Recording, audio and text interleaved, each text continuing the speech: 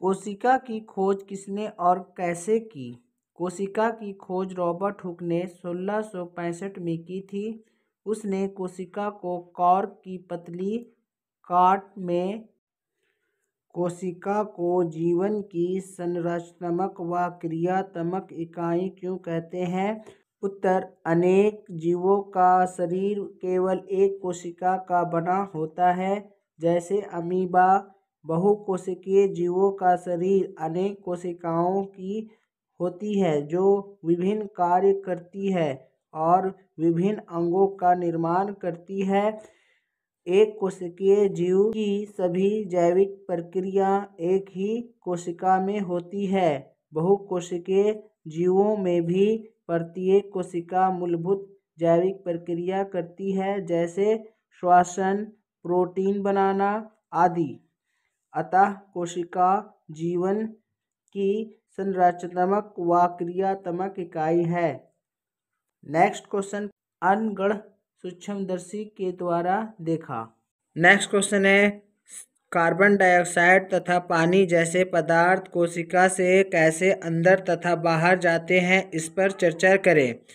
Carbon dioxide की सांद्रता जब कोशिका में उच्च हो जाती है तब विसरण द्वारा ये कोशिका से बाहर निकल जाती है, और जब कार्बन डाइऑक्साइड की सांद्रता निम्न होती है तो बाहर से वह कोशिका में आ जाती है। जल के अनुप्रासरण के कारण कोशिका की वर्णनात्मक पारगम्य झिल्ली द्वारा उच्च जल की सांद्रता से निम्न जल की सांद्रता की ओर जाता है। प्लाज्मा झिल्ली को वर्णनात्मक और पारगम्य झिल्ली क्यों कहते हैं? प्लाज्मा झिल्ली कुछ पदार्थों को तो कोशिका के अंदर व बाहर आने देती है, परंतु कुछ पदार्थों को ना अंदर आने देती है और ना कोशिका के बाहर जाने देती है, इसलिए इसे चयनात्मक पारगम्य झिल्ली कहते हैं। यदि किसी कोशिका का गठन किसी भौतिक अथवा रासायनिक प्रभाव के कारण नष्ट हो जाता है तो क्या होगा?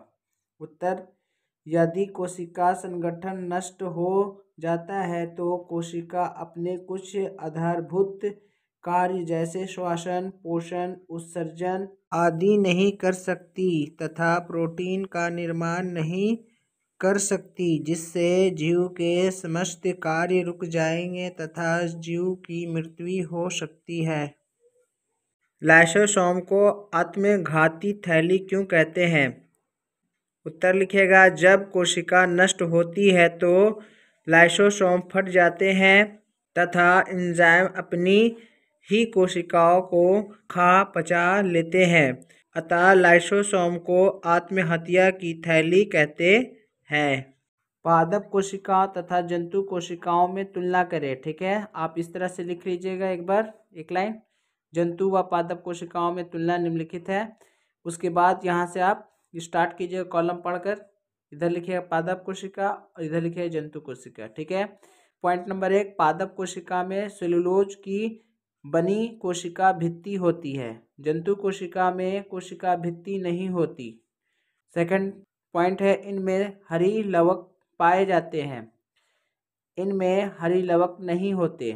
थर्ड पॉइंट, इसमें बड़ी बड़ी रिक्तकाएँ होती है, इसमें लिखिएगा थर्ड पॉइंट, इसमें रिक्तकाएँ पाई नहीं जाती, जाती है या बहुत छोटी होती है, ना के बराबर।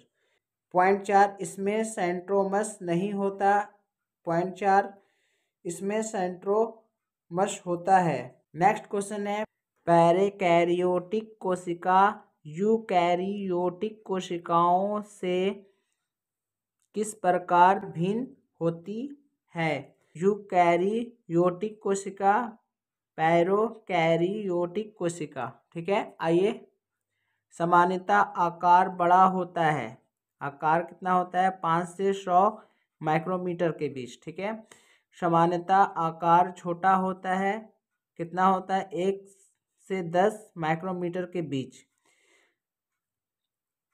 पॉइंट 2 लिखिएगा, केंद्रक द्रव केंद्रक झिल्ली द्वारा घिरा रहता है। पॉइंट 2, केंद्रक क्षेत्र केंद्रक झिल्ली से घिरा नहीं होता।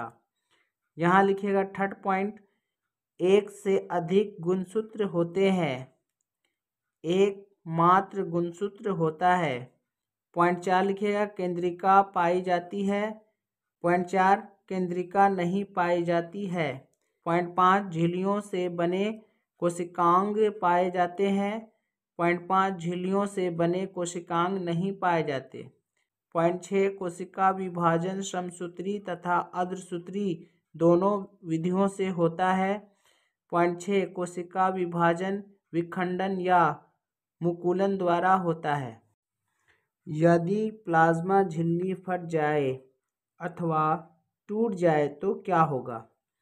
आंसर लिखिएगा प्लाज्मा झिल्ली कोशिका का एक बृह आवरण है जो कोशिका के आंतरिक पदार्थों को बाह्य वातावरण से अलग करती है। इसकी प्राकृतिक अर्ध परागमीय होती है। यदि यह फट जाती है तो कोशिका का आंतरिक पदार्थ बाह्य वातावरण से मिल जाएगा तथा चयनात्मक कार्य समाप्त हो जाता है। नेक्स्ट क्वेश्चन, यदि प्लाज्मा उपकरण ना हो तो कोशिका के जीवन में क्या होगा? यदि कोशिका में ग्लूकोजिकाएं ना हो तो अंतर्द्रव्यी जालिकाएं में बने पदार्थ का कोशिका के अंदर व बाहर आवश्यक भागों का स्थानांतरण बंद हो जाएगा। लाइसोसोम का निर्माण नहीं होगा, जिसमें बहुत से एंजाइम व हार्मोन का निर्माण नहीं होगा, जिससे कोशिका में अपशिष्ट पदार्थों का निष्कासन नहीं होगा। इन सब से कोशिका का जीवन कम हो जाएगा। कोशिका का कौन सा अंग बिजली घर है और क्यों? उत्तर लिखिएगा माइटोकॉन्ड्रिया कोशिका का ऊर्जा संयंत्र कहलाते हैं। माइटोकॉन्ड्रिया में ऊर्जा का निर्माण होता है जो एटीपी के रूप में एकत्रित होती है। यह ऊर्जा बहुत सी जैविक प्रक्रियाओं में काम आती है, अतः माइटोकॉन्ड्रिया को ऊर्जा संयंत्र कहते हैं। कोशिका झिल्ली को बनाने वाले लिपिड तथा प्रोटीन का संश्लेषण कहाँ होता है? उत्तर लिखिएगा कोशिका झिल्ली का निर्माण करने वाले लिपिडों व प्रोटीन का संश्लेषण अंतर्द्रव्यी जालिका में होता है। नेक्स्ट क्वेश्चन है, अमीबा अपना भोजन कैसे प्राप्त करता है? अमीबा एक कोशिकीय जीव है। अमीबा की कोशिकाओं में राजधानियां होती है। इनमें से एक खाद्य रिक्तिका होती है। खाद्य राजधानी भोजन से भरी होती है। इससे अमीबा अपना भोजन प्राप्त करता है। नेक्स्ट क्वेश्चन है, प्रासरण क्या है? आंसर लिखिएगा वर्णनात्मक परागमीय झिल्ली द्वारा पानी के अणुओं की उच्च सांद्रण क्षेत्र से निम्न सांद्रण क्षेत्र की तरफ गति को प्रासरण कहते हैं। पानी की गति उनमें घुले हुए पदार्थों पर निर्भर करती है।